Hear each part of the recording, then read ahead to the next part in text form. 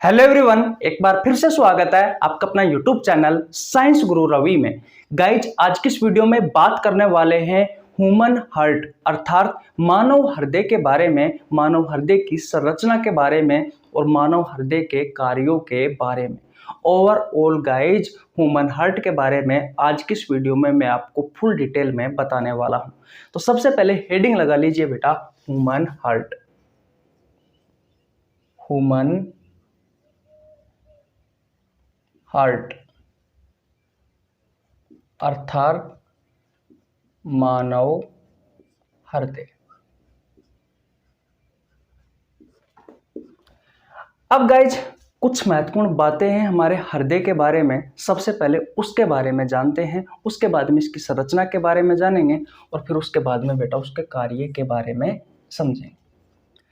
सबसे पहले हमारे दिमाग में क्वेश्चन आता है बेटा, जो आपसे आपकी प्रतियोगी परीक्षाओं में भी पूछा जाता है कि मानव के हृदय के बारे में हम अध्ययन विज्ञान की जिस शाखा में करते हैं उस शाखा को क्या कहा जाता है।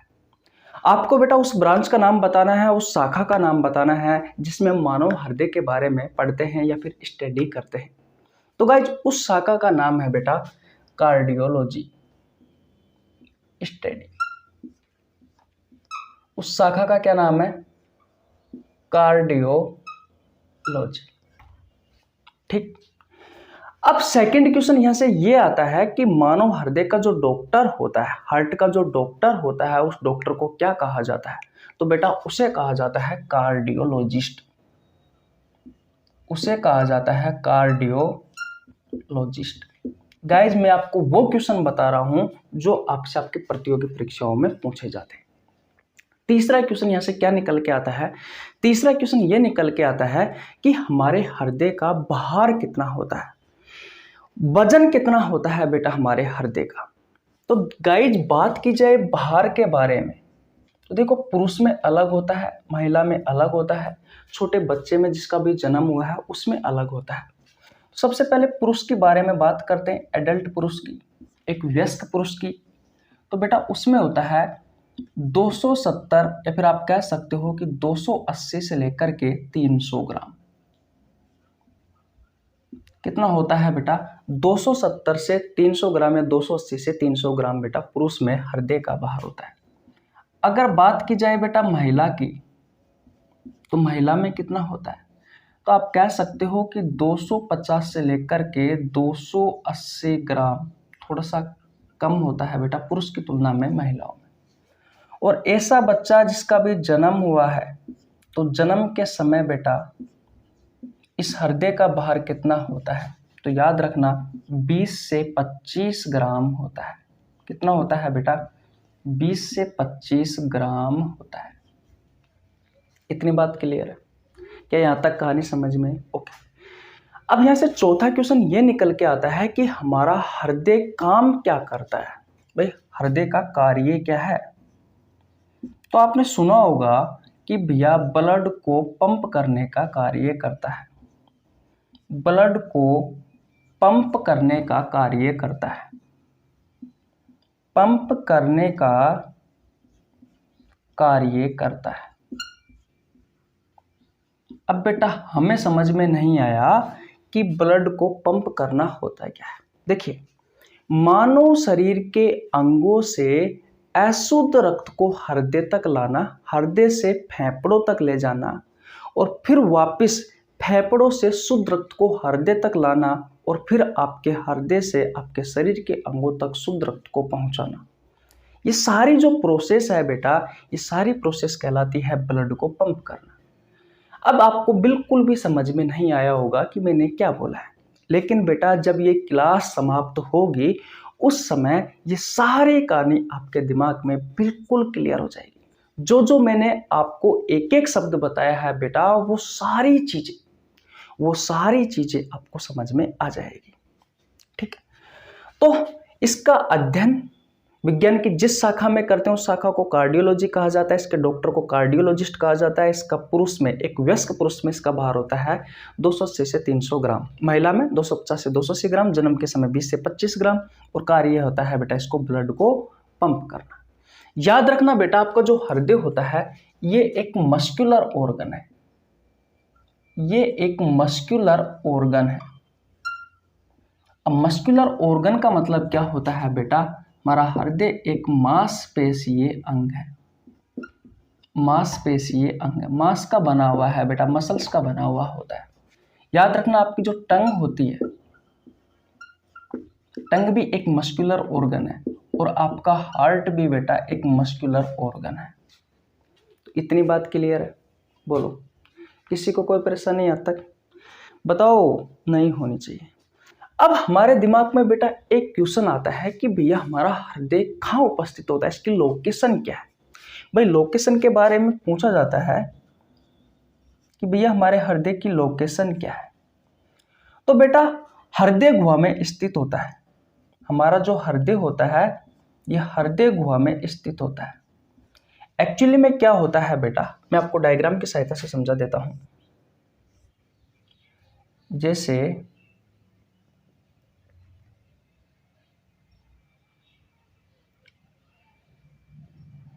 एक मिनट रुको,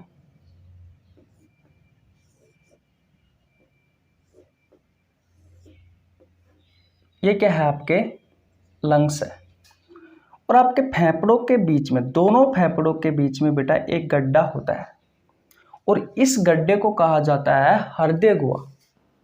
और इस हृदय गुहे में बेटा हमारा हार्ट उपस्थित होता है। ये बेटा आपका बायां फेफड़ा है, ये आपका बायां फेफड़ा है, और ये आपका दायां फेफड़ा है। दोनों फेफड़ों के बीच का जो स्थान होता है उसे मेडियस्टेनम कहा जाता है, और ये दोनों फेफड़ों के बीच में बेटा ये एक गड्ढा होता है। बायां फेफड़ा की तरफ बेटा आपका जो हृदय होता है वो बेटा 70 से 80% होता है आपका हार्ट। किसकी तरफ? बायां फेफड़ा की तरफ। और बेटा बीच में होता है कितना? 15 से 20%। कौन? आपका हार्ट। इतनी बात क्लियर है?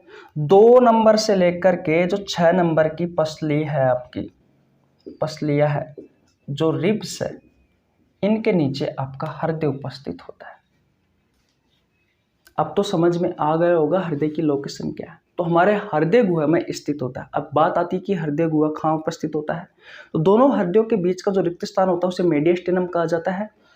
आपके दोनों फेफड़ों के बीच का जो रिक्त स्थान होता है उसे मेडियस्टेनम कहा जाता है, और दोनों फेफड़ों के बीच में एक गड्ढा होता है बेटा जिसे कहा जाता है हृदय गुहा, और इसी हृदय गुहा में हमारा हृदय उपस्थित होता है। इतनी बात क्लियर है? बायां फेफड़ा की तरफ ज्यादा होता है ये हृदय गुहा, और बेटा दायां फेफड़ा की तरफ कम होता है। बायां फेफड़ा की तरफ देखा जाए तो 70 से 80% आपका हृदय उपस्थित होता है, और बेटा बीच में होता है 15 से 20%।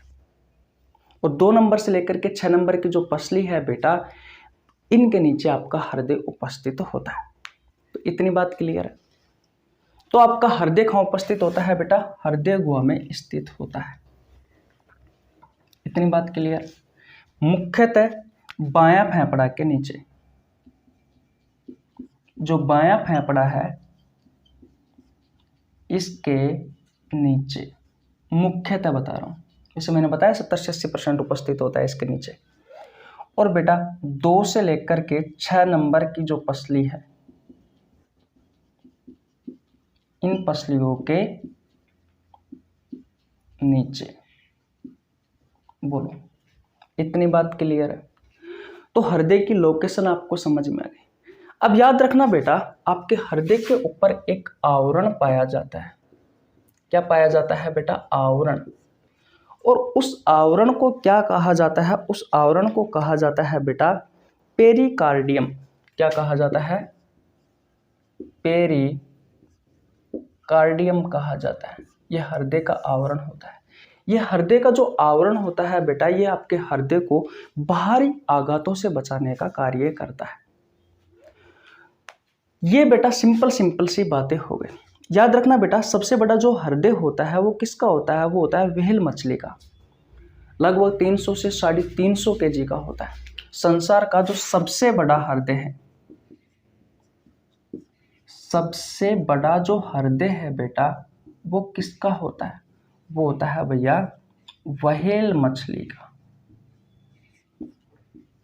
300 से 350 kg का होता है और हमारा तो भैया 300 ग्राम का होता है। अब आप समझ सकते हो कि कितना बड़ा होता है।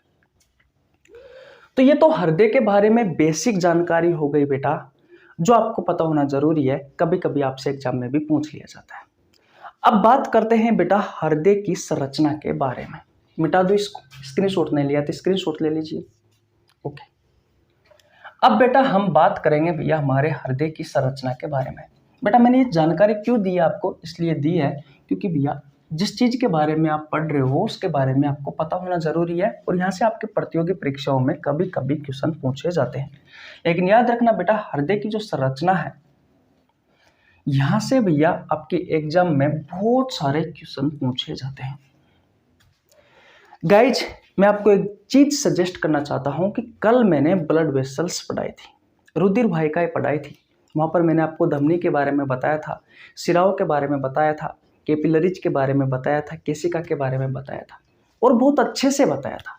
तो अगर आपने कल की वीडियो नहीं देखी है तो जाओ, नीचे लिंक डिस्क्रिप्शन में मिल जाएगा, जरूर देख लेना।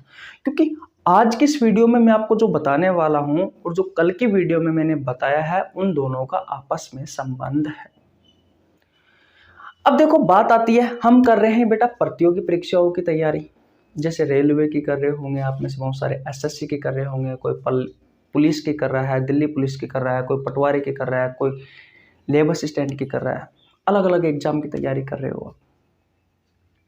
अब बेटा हमारी जो परीक्षा होती है ना, इनमें डायरेक्ट ऑब्जेक्टिव क्वेश्चन आते हैं।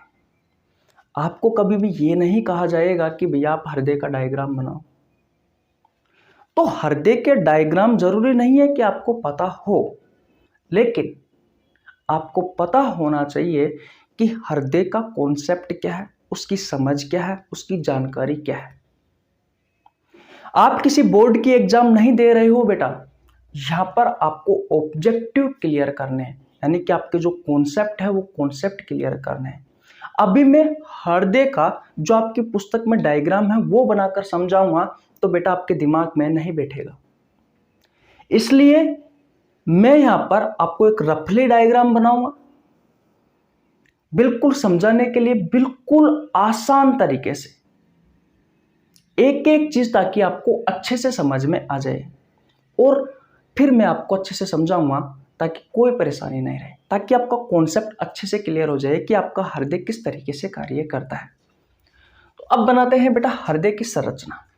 सबसे पहले हमारे दिमाग में आता है कि भैया आप हृदय की संरचना तो बना रहे हो, लेकिन हमारे हृदय का आकार शेप कैसा होता है। तो बंद मुट्ठी के समान बेटा आपका हृदय होता है। जो बंद मुट्ठी होती है, इस बंद मुट्ठी के समान आपका हृदय दिखाई देता है।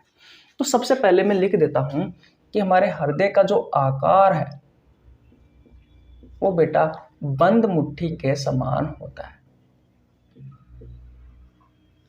बंद मुट्ठी के समान होता है। ध्यान से समझना बेटा, क्योंकि एक एक पॉइंट अगर आपका कॉन्सेप्ट क्लियर नहीं होगा ना तो आपको कुछ समझ में नहीं आएगा। एक भी चीज आपके दिमाग में से फिसल गई तो गारंटी के साथ देता हूं पूरी वीडियो देख लेना, कुछ भी समझ में नहीं आएगा। इसलिए ध्यान से देखो सब चीजें, एक बार समझ में नहीं आता तो दो बार देख लीजिए, लेकिन हाँ कोशिश इतनी है, खुद पर विश्वास इतना है कि आपको एक बार में ही पूर्णतः संतुष्ट कर दूंगा। देखिए गाइज, एक रफली डायग्राम बनाते हैं हृदय का।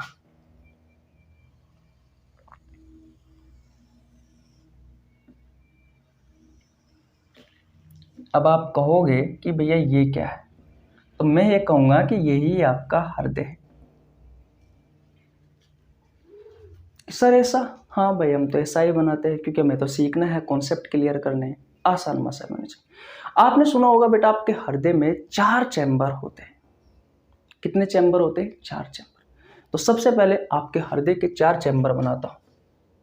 तो ये रहे बेटा आपके हृदय के 4 चैम्बर, ये रहे। अब यहां से आपके दिमाग में क्वेश्चन आ रहा होगा कि आपके हृदय को ये जो 4 चैम्बरों में विभाजित करने वाली जो मांसपेशी है, इस मांसपेशी को क्या कहा जाता है? तो बेटा इस मांसपेशी को कहा जाता है, जो आपके हृदय को 4 चैम्बरों में विभाजित करती है, उस मांसपेशी को कहा जाता है सेप्टम। क्या कहा जाता है?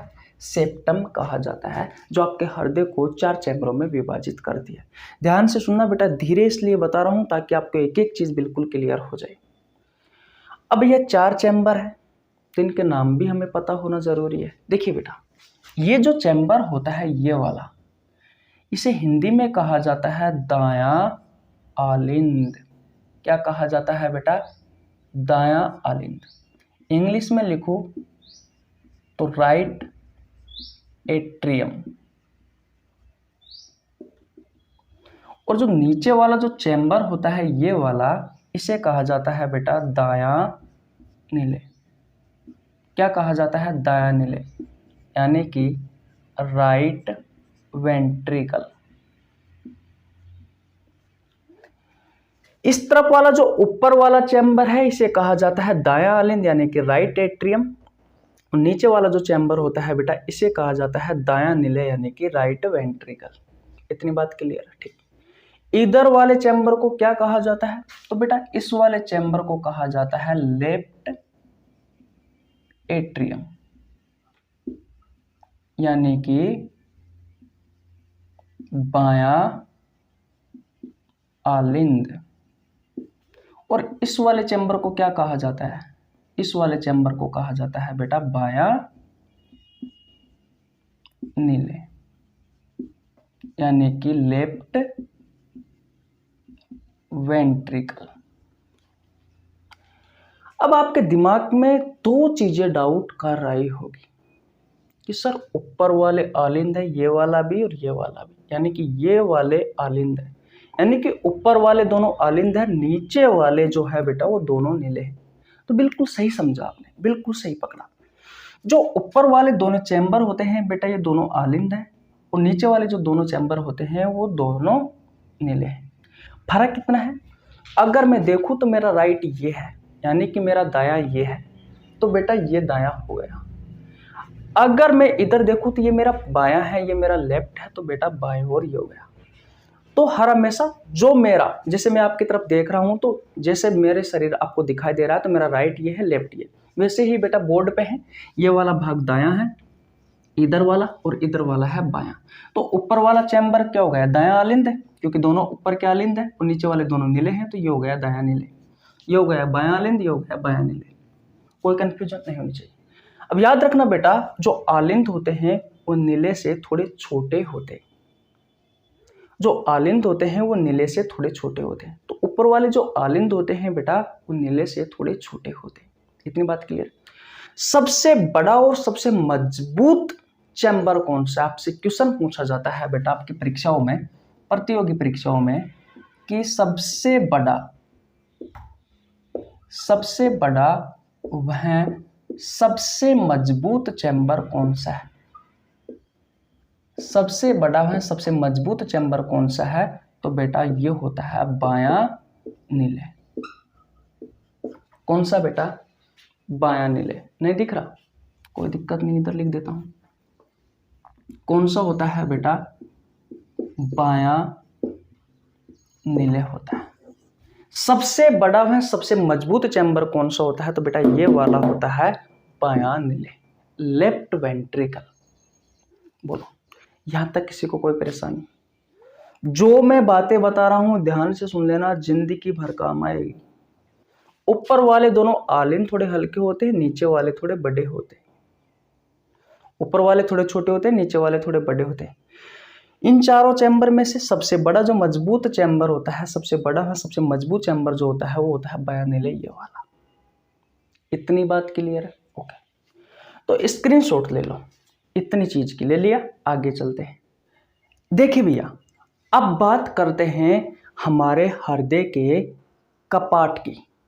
देखिए हमारे दिमाग में क्वेश्चन आता है, मैंने कहा कि अब हम बात करेंगे वॉल्व की, यानी कि कपाट की। अब ये कपाट क्या होता है? तो गाइज इसे हम हमारे हृदय का दरवाजा भी कहते हैं। क्या कहते हैं बेटा? दरवाजा भी कहते हैं हम हमारे हृदय का। और ये वाल्व, ये कपाट क्या करते हैं? तो आपके हृदय में ब्लड को विपरीत दिशा में जाने से रोकते हैं। अब हमारे ब्लड की दिशा क्या है तो वो भी आपको बताएंगे। लेकिन याद रखना बेटा, जो कपाट होते हैं, जो हृदय का जो दरवाजा होता है, वो आपके ब्लड को विपरीत दिशा में जाने से रोकता है। इतनी बात क्लियर है। तो बेटा चैम्बर कितने हैं? 4 है बेटा। अब भाई 4 चैम्बर है तो दरवाजे भी 4 होने चाहिए। ठीक है भाई, देखते हैं। देखिए इस तरफ आपको इस तरीके का एक दरवाजा दिखाई देता है, एक वॉल्व दिखाई देता है, एक कपाट दिखाई देता है। देख सकते हो 3 मुंह हैं, तो इसे कहा जाता है बेटा ट्राइकस्पिड वॉल्व। क्या कहा जाता है? Tricuspid valve. मैं लिख देता हूं यहां पर टीवी की full form tricuspid valve. Hindi में कहा जाता है त्रिपर्दी कपाट। हिंदी में क्या कहा जाता है बेटा? त्रिपर्दी कपाट कहा जाता है। त्रिपर्दी कपाट कहा जाता है, ट्राइकस्पिड वाल्व कहा जाता है। इतनी बात क्लियर है। और ये जो वाल्व लगा होता है ये दायां आलिंद और दायां निलय के बीच में लगा हुआ होता है। ठीक है। अगर देखें तो बायां आलिंद और बायां निलय के बीच में बेटा इस तरीके से 2 वाल्व होते हैं जिन्हें कहा जाता है बाइकस्पिड वाल्व। मैं यहां पर बीवी की फुल फॉर्म भी लिख देता हूं, बाइकस्पिड वाल्व, यानी कि द्विपर्दी कपाट। ठीक है। तो अब तक हमने 2 वाल्व के बारे में जाना, 2 दरवाजों के बारे में जाना, 2 कपाट के बारे में जाना। एक दायां आलिंद और दायां निलय के बीच में लगा हुआ होता है, उसे कहा जाता है ट्राइकस्पिड वाल्व यानी कि त्रिपर्दी कपाट। और बायां आलिंद और बायां निलय के बीच में लगा होता है उसे कहा जाता है बाइकस्पिड वाल्व यानी कि द्विपर्दी कपाट। ठीक है। अब दायां आलिंद में बेटा यहां पर एक वाल्व लगा होता है, इसे कहा जाता है बेटा सेमी लूनार वाल्व। इसे कहा जाता है सेमी लूनार वाल्व। ठीक है भाई, SLV यानी कि सेमी लूनार वाल्व। हिंदी में कहा जाता है अर्धचंद्राकार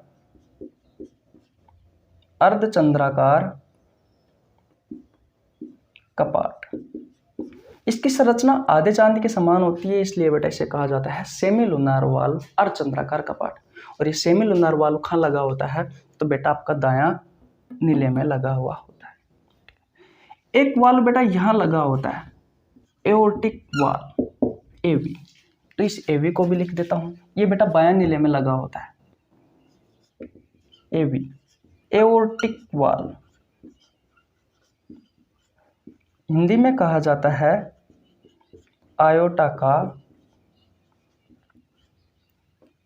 का कपाट। तो सबसे पहले मुझे ये बताओ कि आपको इन 4 चैम्बरों के बारे में पता चला या नहीं चला, कुछ चीजें समझ में आई या नहीं आई। सबसे पहले बेटा मैंने दायां आलिंद और दायां निलय के बीच में ट्राइकस्पिड वाल्व लगा होता है, त्रिपर्दी कपाट होता है, उसके बारे में बताया। फिर मैंने आपको बताया बायां आलिंद और बायां निलय के बीच में जो वाल्व लगा होता है उसे बाइकस्पिड वाल्व कहा जाता है, द्विपर्दी कपाट कहा जाता है। फिर मैंने आपको बताया बेटा दायां निलय में लगा होता है सेमी लूनार वाल्व, अर्धचंद्राकार कपाट। अब ये वाल्व क्या करते हैं अभी मैंने आपको बता दिया, इतना तो मैंने आपको बता दिया कि ब्लड को विपरीत दिशा में जाने से रोकते हैं ये कपाट। और एक वाल्व लगा होता है बेटा बायां निलय में यानी कि लेफ्ट वेंट्रिकल में, इसे कहा जाता है एओर्टिक वाल्व, आयोटा का कपाट। बोलो इतनी बात क्लियर है बेटा? अगर आपने स्क्रीनशॉट नहीं लिया तो इसका स्क्रीनशॉट ले लीजिए, क्योंकि अभी मैं आपको मिटाने वाला हूं। यहाँ पर मिटा दूं? ओके ठीक है भैया, ले ले स्क्रीनशॉट। ओके, इतनी चीजें क्लियर हो गई। अब ध्यान से समझना, कुछ चीजें हैं महत्वपूर्ण है, उनके बारे में बताता हूं। गाइज मैंने आपको बताया था कि हमारे शरीर में जो नस होती है उन नसों में आपका ब्लड पैक होकर के घूमता रहता है। और हमारे शरीर में जो नस पाई जाती है उन नसों के जाल को क्या कहा जाता है बेटा? ब्लड वेसल्स कहा जाता है। क्या कहा जाता है? ब्लड वेसल्स कहा जाता है। अब ये जो ब्लड वेसल्स होती है बेटा ये 3 प्रकार की होती है। कितने प्रकार की? 3 प्रकार की। नंबर 1 पर होती है बेटा आर्टरी, जिसे आप हिंदी में कहते हो धमनी। नंबर 2 पर होती है बेटा वेन्स, जिसे आप कहते हो शिरा।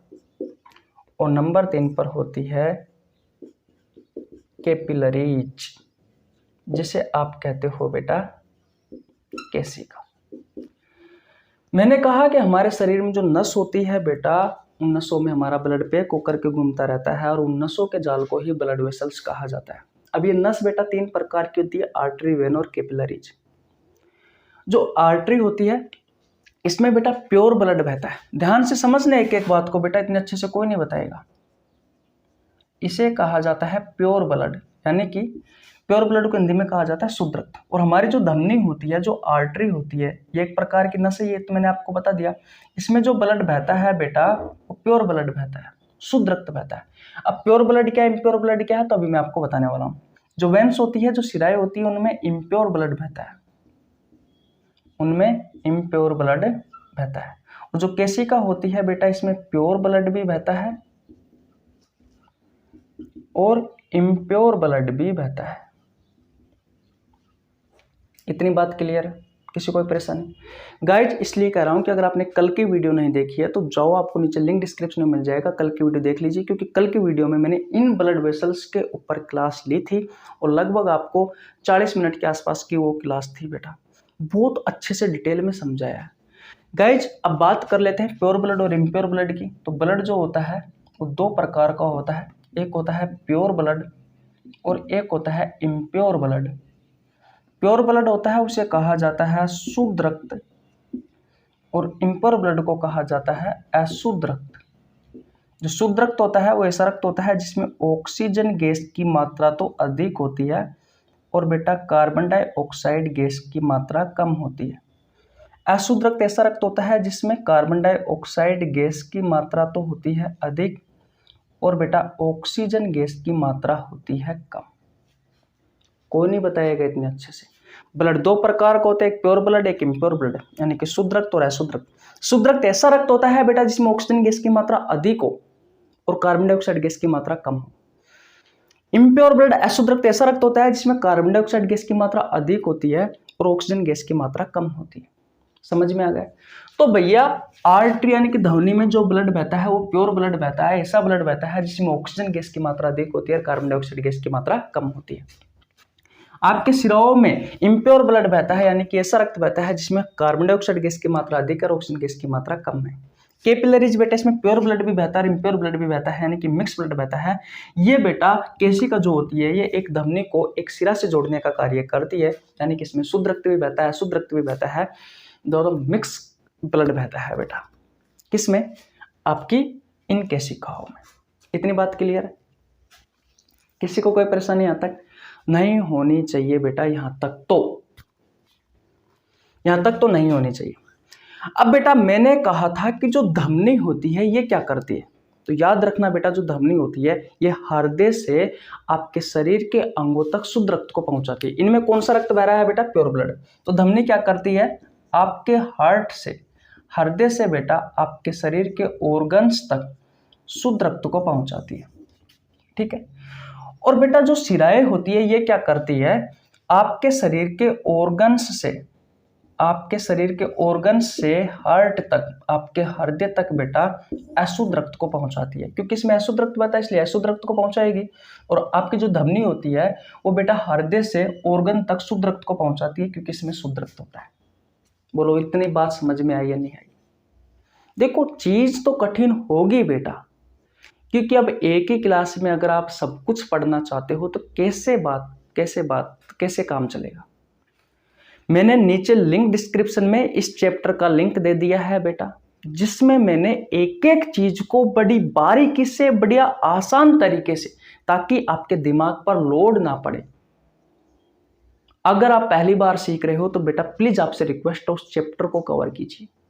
यहां तो सिर्फ वो स्टूडेंट देखेगा जिसको ये कॉन्सेप्ट थोड़ा बहुत आता हो और उसको रिवीजन करना हो, या फिर उसको थोड़ा बहुत डाउट हो तो वो क्लियर हो जाए।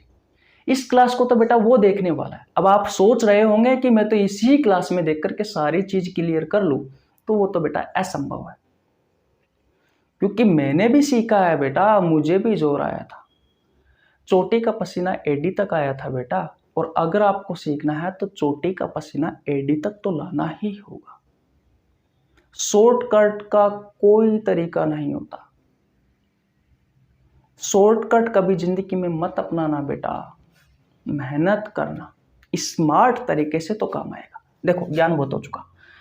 आर्टरी की बात कर रहे थे तो इसमें प्योर ब्लड बहता है, और आर्टरी क्या करती है, आपके हृदय से शरीर के विभिन्न अंगों तक बेटा शुद्ध रक्त को पहुंचाती है। सिराए, इसमें इम्प्योर ब्लड बहता है और आपके शरीर के ऑर्गन से आपके हृदय तक अशुद्ध रक्त को पहुंचाता है। लेकिन बेटा इसमें दो अपवाद थे। एक तो था बेटा पल्मोनरी आर्टरी, फेफड़ों की धमनी, हिंदी में कहा जाता है फेफड़ों की धमनी, हिंदी में क्या कहा जाता है, फेफड़ों की धमनी। इसमें बेटा इम्प्योर ब्लड बह रहा था, और ये आपके हार्ट से आपके लंग्स तक, आपके हृदय से आपके लंग्स तक इम्प्योर ब्लड का परिवहन कर रही थी। कौन? Pulmonary artery. ये अपवाद थी भैया, जी हाँ। उसके अलावा मैं हेडिंग मिटा रहा हूं बेटा, क्योंकि यहां पर हमें चीज सीखनी है, हेडिंग मायने नहीं रखती। एक दूसरा, ये तो था बेटा धमनी का अपवाद जिसमें इम्प्योर ब्लड बहता है, ये हृदय से अशुद्ध रक्त को आपके फेफड़ों तक पहुंचाने का कार्य करता है, लंग्स तक। ठीक। एक आता है बेटा आपका पल्मोनरी वेन, पल्मोनरी वेन्स, फेफड़ों का सिरा। याद रखना बेटा इसमें प्योर ब्लड बहता है, वैसे जो वेन्स होती है इसमें इम्प्योर ब्लड बहता है, लेकिन ये अपवाद है, ये वाले और ये वाले। और ये इम्प्योर जो प्योर ब्लड बहता है तो ये भैया लंग्स से, आपका जो फेफड़ा है उस फेफड़े से लेकर के हार्ट तक इसमें प्योर ब्लड का परिवहन होता है। अब ये सारी चीजें बेटा मैंने कल ब्लड वेसल्स में पढ़ाई थी आपको कि भाई कौन कौन सा अपवाद है, कौन कौन क्या है। दो चीजें और ध्यान रखने इसके अलावा, सबसे बड़ा जो सिरा होता है वो होता है वेना कावा। अब मैं लिखूं कहां यार, सबसे बड़ी प्रॉब्लम तो यही है। सबसे बड़ा जो सिरा होता है वो होता है वेना कावा। इसलिए तो कहता हूं कि अगर आपने कल की वीडियो नहीं देखी है बेटा तो जाओ कल की वीडियो जरूर देखो, तब आपके दिमाग में कुछ चीजें घुसेगी, नहीं तो कुछ भी नहीं घुसने वाला। देखो इनको मिटा देता हूं ताकि आपको और अच्छे से बता सकूं। अब बात करते हैं सबसे बड़ा सिरा कौन सा है।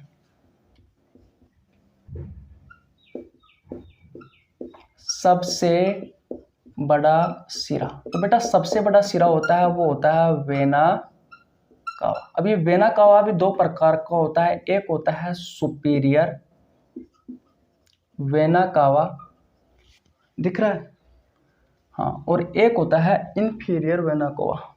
दिखेगा नहीं दिखेगा यार, नहीं दिखेगा। एक तो ये हो गया सुपीरियर वेना कावा, और दूसरा यहां लिख देता हूं, दूसरा हो गया भैया इंफीरियर वेना कावा। जो सुपीरियर वेना कावा होता है बेटा ये छोटा होता है और हमारे हृदय में ये ऊपर की ओर लगा होता है, और इंफीरियर वेना कावा होता है ये बड़ा होता है और ये आपके हृदय में नीचे की ओर लगा होता है। ठीक, ये सारी चीजें जो मैं आपको लिखवा रहा हूं ना बेटा, अभी यहाँ डायग्राम में समझाऊंगा, इसलिए डायग्राम में काम आने वाली है, डायग्राम में काम आने वाली है, और जैसे जैसे काम आएगी वैसे वैसे मैं इसलिए मिटाता चलूंगा। इसलिए ध्यान से समझो एक एक चीज को बड़े इंपॉर्टेंट तरीके से। ठीक है, अब बेटा बात कर लेते हैं सबसे बड़ी धमनी की। तो जो सबसे बड़ी जो धमनी होती है बेटा वो कौन सी होती है, तो सबसे बड़ी धमनी होती है बेटा आयोटा या फिर ओटा, आयोटा या फिर ओटा। अगर आपको ये बातें समझ में आ गई है बेटा मैं आपसे फिर कह रहा हूं कि मैंने ब्लड वेसल्स पर कल मैंने क्लास ली थी भैया, लगभग 40 मिनट समझाई थी। ये जो चीज़ मैंने अभी आपको 10 मिनट में लिखी है ना, ये चीज़ें मैंने 40 मिनट में समझाई है, बहुत अच्छे लेवल से, बहुत अच्छे तरीके से। नीचे लिंक डिस्क्रिप्शन में दे दूंगा, जाके देख लेना, ताकि हृदय की संरचना जब आप पढ़ो बेटा आपको कोई परेशानी ना हो। अब ये जो सारी चीज़ें लिखी है बेटा, इनके स्क्रीनशॉट ले लीजिए, एक एक चीज़ यहाँ डालता जाऊंगा हृदय की संरचना में, और बेटा मिटाता भी जाऊंगा जो आपके बोर्ड पर मैंने आपको समझाई है वो। अब बेटा होता क्या है कि ये है आपका हृदय, इन चैम्बरों के नाम मैंने आपको बता दिए, वाल्व के नाम मैंने आपको बता दिए। अब ध्यान से समझना, हृदय में सबसे पहले होता क्या है कि हमारे शरीर के विभिन्न अंगों से अशुद्ध रक्त आता है, ऐसा रक्त जिसमें कार्बन डाइऑक्साइड गैस की मात्रा अधिक हो और बेटा ऑक्सीजन गैस की मात्रा कम। अब कौन लेकर आता है बेटा? तो जो सबसे बड़ा सिरा होता है बेटा वेना कवा, ये लेकर के आता है। अब ये दो प्रकार का होता है, एक होता है सुपीरियर वेना कवा, एक होता है इंफीरियर वेना कवा।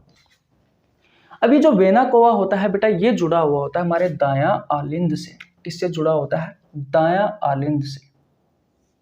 तो बेटा कुछ इस तरीके से इस दायां आलिंद में ये सुपीरियर वेना कोवा और इंफीरियर वेना कोवा जुड़ा हुआ होता है। ऊपर वाला जो होगा बेटा, तो ये होगा सुपीरियर वेना कोवा। तो सुपीरियर वेना कावा ये छोटा होता है बेटा, ये ऊपर की ओर होता है, ये छोटा होता है और बेटा ये ऊपर की ओर होता है। ठीक है, ये ऊपर की ओर दायां आलिंद में लगा होता है। नीचे वाला है बेटा इंफीरियर, इंफीरियर वेना कावा जो दूसरा है, ये बड़ा होता है और आपके दायां आलिंद में नीचे की ओर लगा हुआ होता है। इनको आगे भी बढ़ा सकता हूं इसे, ये नीचे की ओर लगा हुआ होता है। इतनी बात क्लियर है? ये शरीर के विभिन्न अंगों से अशुद्ध रक्त को लेकर आते हैं बेटा, और किस में लेकर के आते हैं? दायां आलिंद तक पहुंचाने का कार्य करते हैं। तो बेटा अशुद्ध रक्त क्या होता है? ऐसा रक्त जिसमें कार्बन डाइऑक्साइड गैस की मात्रा अधिक हो। तो तीर का निशान ऊपर की ओर लगा रहा हूं, इसलिए समझ लेना बेटा कि ये अशुद्ध रक्त है, यानी कि ऐसा रक्त जिसमें कार्बन डाइऑक्साइड गैस की मात्रा ज्यादा है। इतनी बात क्लियर है? ठीक। अब मैंने सबसे बड़ा सिरा के बारे में आपको अच्छे से समझा दिया, तो मिटा सकता हूं ना अब सबसे बड़ा सिरा के बारे में? ठीक है भाई, तो ये खाली जगह कर दी। लेकिन अभी चीजें और समझानी है बेटा सबसे बड़ा सिरा के बारे में। ये सबसे बड़ा सिरा होता है, देखिए जो सुपीरियर वेना कोवा होता है, ये आपके सीने के ऊपर के जो ऑर्गन होते हैं, सीने के ऊपर के जो ऑर्गन होते हैं बेटा, उनसे बेटा ये अशुद्ध रक्त लेकर के आता है, सीने से ऊपर के ऑर्गन से आपके दायां आलिंद तक। और जो इंफीरियर वेना कोवा होता है, ये बेटा आपके सीने से नीचे के जितने भी ऑर्गन हैं, उनसे बेटा अशुद्ध रक्त को लेकर के आता है। सीने से नीचे के जितने भी ऑर्गन है उनसे अशुद्ध रक्त को लेकर के कौन आता है? Inferior vena cava. और सुपीरियर वेना कोवा आता है बेटा सीने से ऊपर के जो ऑर्गन है उनसे अशुद्ध रक्त को लेकर के आता है। अब बेटा ये अशुद्ध रक्त इस वाल में आ गया, सॉरी इस चैम्बर में आ गया, दायां आलिंद में आ गया। तो यहां तक बात क्लियर है? ओके, तो अभी रुको 2 मिनट, वो बेटा स्लाइड चेंज की थी। ठीक है, अब भैया हमारा ब्लड कहाँ गया? अशुद्ध ब्लड कहाँ गया? इस दायां आलिंद में आ गया, राइट एट्रियम में आ गया। अब दायां आलिंद और दायां नीले के बीच में बेटा एक वाल्व लगा होता है, और उस वाल्व को कहा जाता है ट्राइकस्पिड वाल्व, त्रिकपर्दी कपाट। तो बेटा ये वाल्व खुलेगा और इस वाल्व से होता हुआ बेटा ये ब्लड कहाँ आ जाएगा? ये आ जाएगा दायां नीले में। कहाँ जाएगा बेटा? दायां नीले में आ जाएगा। तो मैं यह लिख देता हूं कि इसमें भी इम्प्योर ब्लड है, ऐसा ब्लड जिसमें कार्बन डाइऑक्साइड गैस की मात्रा अधिक है और ऑक्सीजन गैस की मात्रा कम है, इसमें आ गया ब्लड। ठीक है भाई, अब इस दायां नीले में भी, भाई दायां आलिंद से दायां नीले में आ गया इस ट्राइकस्पिड वाल्व की सहायता से। अब इस दायां नीले में भी बेटा एक वाल्व होता है सेमी लूनार वाल्व, और इस सेमी लूनार वाल्व से कौन जुड़ा हुआ होता है? तो बेटा इस सेमी लूनार वाल्व से जुड़ा हुआ होता है कौन? ये जुड़ा हुआ होता है बेटा आपकी पल्मोनरी आर्टरी। कौन जुड़ा होता है? पल्मोनरी आर्टरी जुड़ी हुई होती है। मैं यहाँ पे लिख देता हूं पल्मोनरी आर्टरी। यानी कि फेफड़ों की धमनी जुड़ी हुई होती है जो इस अशुद्ध रक्त को बेटा कहाँ तक पहुंचाती है, इस हृदय से अशुद्ध रक्त को ये पहुंचाती है आपके लंग्स तक। तो बेटा ये रहा आपका लंग्स, यानी कि ये आपके फेफड़े रहे। तो बेटा इसने क्या किया, इस पल्मोनरी आर्टरी ने इस अशुद्ध रक्त को आपके कहाँ तक पहुंचाया, हृदय से उठाया और आपके फेफड़ों तक पहुंचाया, हृदय से उठाया आपके फेफड़ों तक पहुंचाया। ये इम्प्योर ब्लड है, ये देख लीजिए इम्प्योर ब्लड है। इसी वजह से बेटा इस पल्मोनरी आर्टरी को, इस फेफड़ों की धमनी को धमनी का अपवाद माना जाता है, क्योंकि जो धमनी होती है बेटा ये प्योर ब्लड का परिवहन करती है आपके हृदय से आपके शरीर के ऑर्गन तक। ये बात तो सही है, हृदय से ऑर्गन तक लेके आ रही है, लेकिन बेटा प्योर ब्लड नहीं, इम्प्योर ब्लड लेके आ रही है, इस वजह से बेटा इसे अपवाद माना जाता है। तो मैं मिटा दूं इसके बारे में, अब मैं मिटा दूं बेटा पल्मोनरी आर्टरी के बारे में, ओके मिटा देता हूं। याद रखना बेटा ये इंपॉर्टेंट आपके परीक्षाओं में जैसे क्वेश्चन पूछा जाता है, जो जो चीजें बोल रहा हूं वो चीजें लिख लेना, जिंदगी भर काम आएगी। और इस तरीके से, इतने आसान तरीके से, इतने अच्छे कॉन्सेप्ट के साथ है, मुझे नहीं लगता कोई यूट्यूब पे बताने वाला है आपको। मिटा दूं, ओके। तो भैया मैंने पल्मोनरी आर्टरी के बारे में मिटा दिया, ठीक। अब याद रखना बेटा जो लंग्स होते हैं, जो आपके फेफड़े होते हैं, इन फेफड़ों के कार्य बताता हूं। ये फेफड़े क्या करते हैं बेटा, फेफड़े क्या करते हैं, आपका जो अशुद्ध रक्त है, इस अशुद्ध रक्त को बेटा शुद्ध रक्त में कन्वर्ट कर देते हैं, अशुद्ध रक्त को शुद्ध रक्त में बदल देते हैं। यानी कि आपके फेफड़ों में देखो, ये है आपके लंग्स है, मान लीजिए ये आपके लंग्स है। इन लंग्स में से ये लंग्स क्या करते हैं, इस लंग्स के पास जो ब्लड आया है उस ब्लड में से कार्बन डाइऑक्साइड गैस को तो ये बाहर भगा देते हैं, भाई कार्बन डाइऑक्साइड गैस को तो ये बाहर भगा देते हैं। और बेटा हम जो श्वास लेते हैं उनमें से जो ऑक्सीजन गैस है उस ऑक्सीजन गैस को ये अंदर डाल देते हैं। अब बेटा फर्क इतना ही तो है अशुद्ध रक्त में और शुद्ध रक्त में, कि ऐसा रक्त जिसमें कार्बन डाइऑक्साइड गैस की मात्रा ज्यादा है, ऐसा रक्त जिसमें कार्बन डाइऑक्साइड गैस की मात्रा ज्यादा है और ऑक्सीजन गैस की मात्रा कम है, तो वो तो अशुद्ध रक्त हो जाएगा। और शुद्ध रक्त ऐसा रक्त होता है जिसमें ऑक्सीजन गैस की मात्रा अधिक होती है और कार्बन डाइऑक्साइड गैस की मात्रा कम होती है। तो फिलहाल आपको जोर नहीं देना है, जब बेटा श्वसन तंत्र वाला चैप्टर में आपको पढ़ाऊंगा तब मैं आपको बताऊंगा कि किस तरीके से ये अशुद्ध रक्त शुद्ध रक्त में कन्वर्ट होता है, फुल डिटेल कॉन्सेप्ट के साथ में, मेरी गारंटी है। अगर आपको अभी देखना है तो श्वसन तंत्र वाले चैप्टर का नीचे लिंक डिस्क्रिप्शन में दे दूंगा, प्लेलिस्ट में जाकर चेकआउट कर लेना हमारे इस चैनल के में, वहां मैंने अच्छे से बता रखा है कि किस तरीके से आपके फेफड़े अशुद्ध रक्त को शुद्ध रक्त में कन्वर्ट करते हैं। तो बेटा ये चीजें हैं। तो आपका लंग्स क्या करते हैं बेटा, इस अशुद्ध रक्त को बेटा शुद्ध रक्त में कन्वर्ट करते हैं। अशुद्ध रक्त ऐसा रक्त होता है जिसमें कार्बन डाइऑक्साइड गैस की मात्रा ज्यादा हो और ऑक्सीजन गैस की मात्रा कम हो। शुद्ध रक्त ऐसा रक्त होता है जिसमें ऑक्सीजन गैस की मात्रा अधिक हो और कार्बन डाइऑक्साइड गैस की मात्रा कम हो। ये तीर का निशान ऊपर की ओर लग रहा है तो उसका मतलब है अधिक, और नीचे की ओर लग रहा है तो उसका मतलब है कम। ये नहीं दिख रहा है क्या आपको, ऑक्सीजन गैस की मात्रा अधिक है और कार्बन डाइऑक्साइड गैस की मात्रा कम है। ये तो दिख रहा होगा ना आपको, हाँ ये दिख रहा है। तो इतनी बात क्लियर है, आपके फेफड़े क्या करते हैं, अशुद्ध रक्त को शुद्ध रक्त में कन्वर्ट करने का कार्य करते हैं। इतनी बात क्लियर है। अब बेटा हमारे फेफड़ों के पास जो पल्मोनरी आर्टरी जो अशुद्ध रक्त को लेकर के आई है बेटा, जो अशुद्ध रक्त को लेकर आई है, तो बेटा हमारे फेफड़ों ने क्या किया, इस अशुद्ध रक्त को शुद्ध रक्त में कन्वर्ट कर दिया। और शुद्ध रक्त ऐसा रक्त होता है जिसमें ऑक्सीजन गैस की मात्रा अधिक होती है, कार्बन डाइऑक्साइड गैस की मात्रा कम होती है। ठीक है, इसको भी मिटा देता हूं बेटा क्योंकि इसका भी हमारा काम हो गया। अब होता क्या है बेटा, ये जो सबसे बड़ी धमनी होती है ना आयोटा ओटा, इसका भी काम नहीं है, इसका भी काम नहीं है, तो इसको मैं मिटा दूं यहां से। ओके, तो ऊपर लिख देता हूं भैया, नहीं तो आप कहोगे कि मिटा दिया।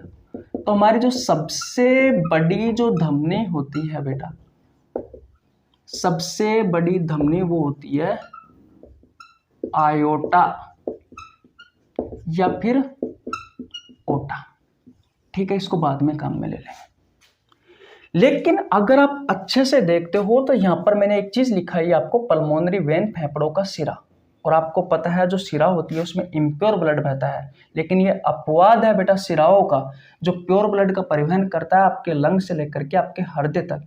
यानी कि लंग से ब्लड को उठाएगा और आपके हृदय तक छोड़ेगा, वो भी प्योर ब्लड को। तो आप देख सकते हो बेटा लंग्स के पास अब शुद्ध रक्त हो गया है, क्योंकि इसने जो इसके पास जो अशुद्ध रक्त आया है उसको इसने शुद्ध रक्त में कन्वर्ट कर दिया। तो बेटा अब होता क्या है, यहां से बेटा ये जुड़ा हुआ होता है आपके इस वाले चैम्बर तक, एक नस जुड़ी हुई होती है, एक पाइप जुड़ा हुई होता है बेटा, और इस पाइप को कहा जाता है भैया क्या, पल्मोनरी वेन, फेफड़ों का सिरा,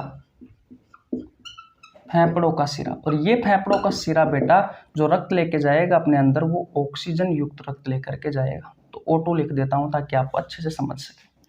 ये ऑक्सीजन युक्त रुधिर यानी कि ऐसा रक्त जिसमें ऑक्सीजन गैस की मात्रा अधिक और कार्बन डाइऑक्साइड गैस की मात्रा कम है, ऐसे रक्त को लेकर के जाएगा, यानी कि प्योर ब्लड को लेकर के जा रहा है। कौन, अब ये पल्मोनरी वेन है, फेफड़ों का सिरा है, जहां पर मैंने इसके बारे में अच्छे से लिखा रखा है कि जो फेफड़ों का सिरा होता है उसमें प्योर ब्लड बहता है, प्योर यानी कि शुद्ध रक्त, ऐसा रक्त जिसमें ऑक्सीजन गैस की मात्रा अधिक और कार्बन डाइऑक्साइड गैस की मात्रा कम हो। और बेटा ये लंग्स से लेकर के आपके हृदय तक, यानी कि आपके फेफड़ों से लेकर के आपके हृदय तक ले जा रहा है। और हृदय के किस चैम्बर में लेके जा रहा है, तो बेटा बायां आलिंद में लेकर के जा रहा है। तो बेटा यहाँ पर जो ब्लड आ रहा है वो ब्लड आ रहा है बेटा ऑक्सीजन युक्त रुधिर, यानी कि ऐसा रक्त जिसमें ऑक्सीजन गैस की मात्रा अधिक और कार्बन डाइऑक्साइड गैस की मात्रा कम है, यानी कि प्योर ब्लड आ रहा है बेटा। अब बेटा ब्लड कहां पहुंच गया, बायां आलिंद में पहुंच गया। इसका काम पूरा हो चुका है तो इसको मैं मिटा देता हूं।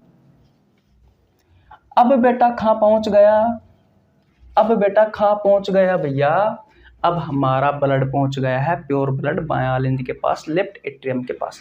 बायां आलिंद और बायां निले के बीच में बेटा एक वाल्व दिखाई दे रहा है, इस वाल्व को कहा जाता है बाइकस्पिड वाल्व या द्विपर्दिक वाल्व, द्विपर्दिक कपाट। तो बेटा इस वाल्व की सहायता से हमारा जो ब्लड है वो आ जाता है बेटा बायां निले में।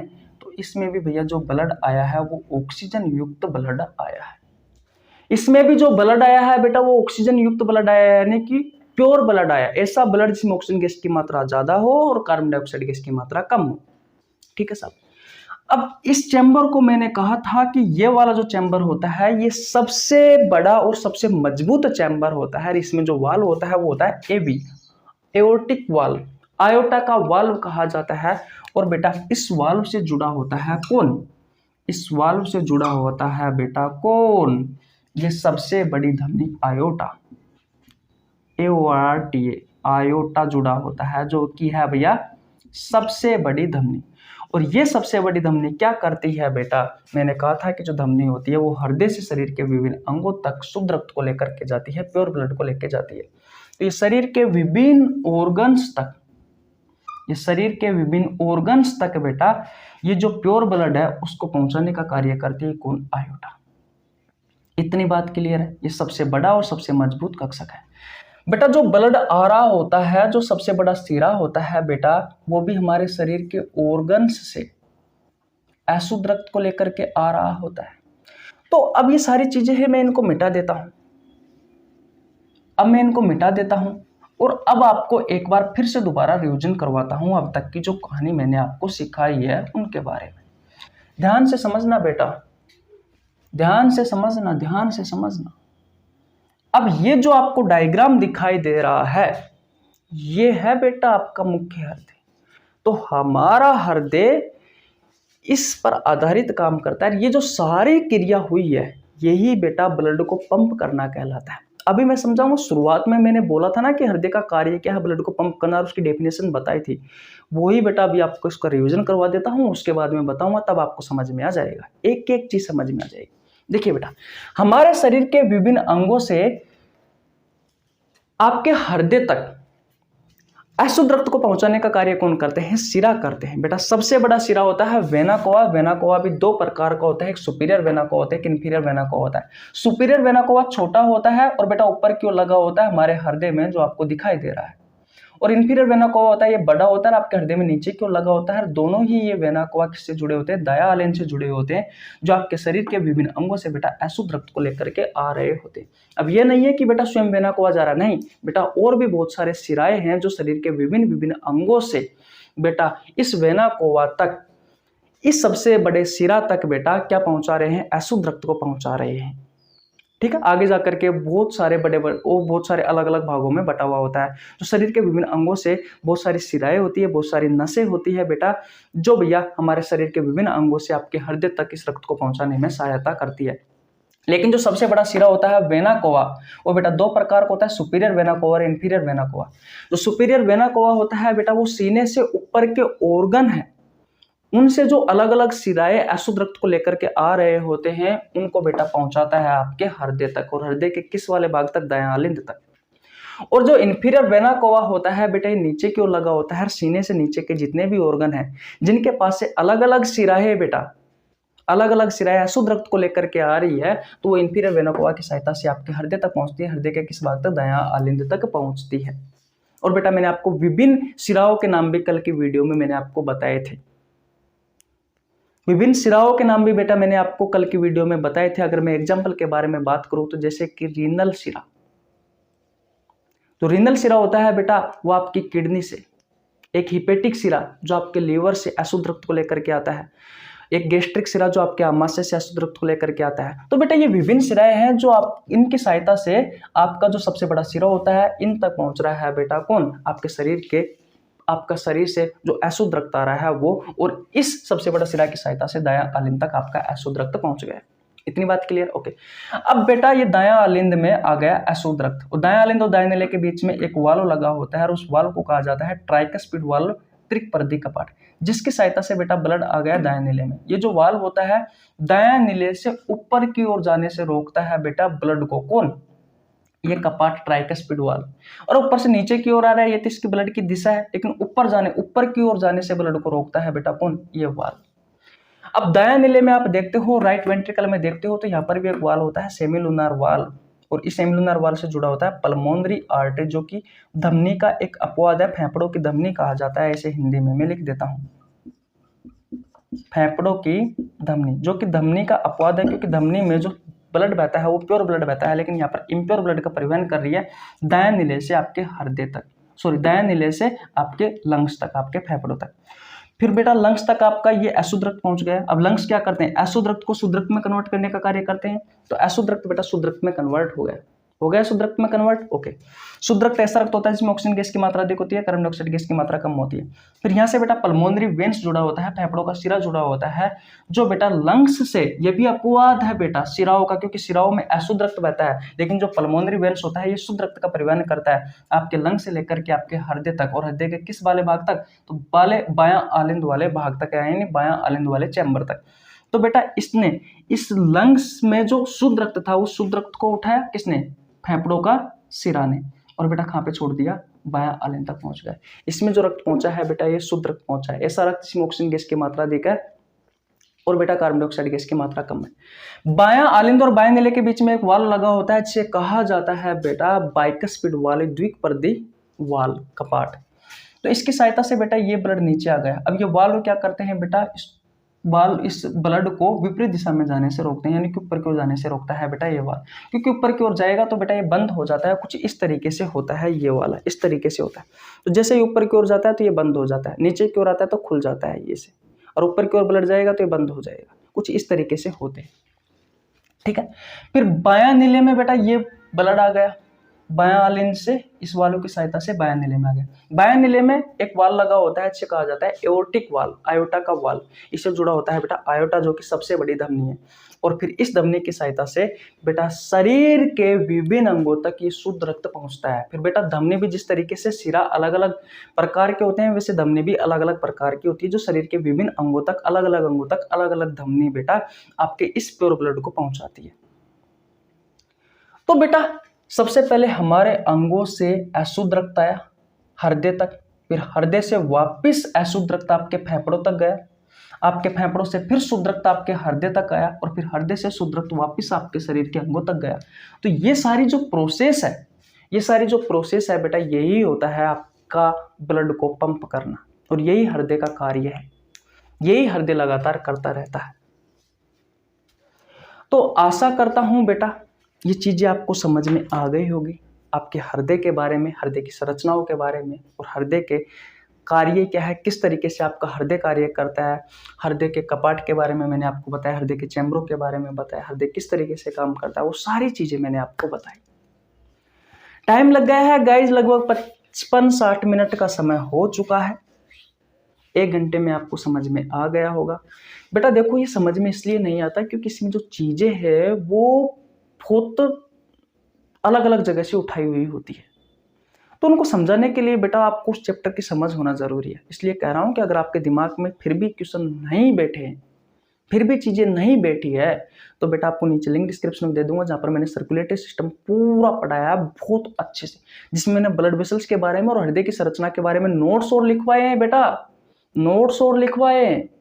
तो भैया आपको नीचे लिंक डिस्क्रिप्शन में मिल जाएगा, आपको नीचे लिंक डिस्क्रिप्शन में मिल जाएगा। चैप्टर भैया सर्कुलेटरी सिस्टम के नाम से होगा, जाके देख लेना। परिसंचरण तंत्र के नाम से होगा, जाके देख लेना, सारी चीजें समझ में आ जाएगी। अगर आप इसका स्क्रीनशॉट लेना चाहो तो ले लेना भैया, बना लेना, क्योंकि काम की चीजें हैं। अब हृदय की संरचना के बारे में हमें समझ में आ गया, ब्लड वेसल्स के बारे में समझ में आ गया, हृदय के बारे में कुछ चीजें समझ में आ गई। अब बेटा कल की वीडियो में हम हृदय से संबंधित टॉप 50 क्वेश्चन करने वाले। वो 50 क्वेश्चन ऐसे होंगे जो आपसे आपकी प्रतियोगी परीक्षाओं में या तो पहले पूछे गए या फिर आगे पूछे जाने की संभावना है। क्लास देखना मत भूलना बेटा, क्योंकि बहुत अच्छी चीजें बताने वाला। तो यहां तक किसी को कोई डाउट नहीं होना चाहिए बेटा, बड़े आराम से बताया, बड़ी एक एक चीज के बारे में मैंने आपको बहुत अच्छे से समझाया है। ठीक है, मेरे बारे में बता देता हूं। क्लास को एंड करने से पहले, मेरा नाम रवि है, मैं सभी प्रतियोगी परीक्षाओं के लिए बायोलॉजी पढ़ाता हूं। जो कंटेंट आपको पेड कोर्स में उपलब्ध नहीं होता, उससे अच्छा कंटेंट देने की कोशिश करता हूं। आपको हमारे साथ जुड़ने के लिए 1 रुपये देने की आवश्यकता नहीं है, सिर्फ आपको हमारे चैनल को सब्सक्राइब करना है, बेल आइकन को प्रेस करना है, ताकि आपके पास हमारी वीडियो का नोटिफिकेशन टाइम टू टाइम पहुंच सके। गाइस मैंने बायोलॉजी के बहुत सारे चैप्टर करवा रखे हैं, बहुत सारे चैप्टर के एमसीक्यू क्वेश्चन करवा रखे हैं। अगर आपने नहीं देखे तो चैनल पर जाकर जरूर विजिट करें, बहुत काम की चीजें हैं। नए आए हो तो चैनल को सब्सक्राइब जरूर कर लेना भैया, क्योंकि इस प्रकार के अच्छे कंटेंट आपको यूट्यूब पर मिलना मुश्किल है। हो सकता है हमारा लेवल छोटा है, लेकिन कंटेंट किसी से कम नहीं है। इतनी बात क्लियर है? ओके, तो मिलते हैं नेक्स्ट वीडियो में। हृदय से संबंधित 50 क्वेश्चन करवाऊंगा नेक्स्ट वीडियो में, ध्यान से समझना। राम राम।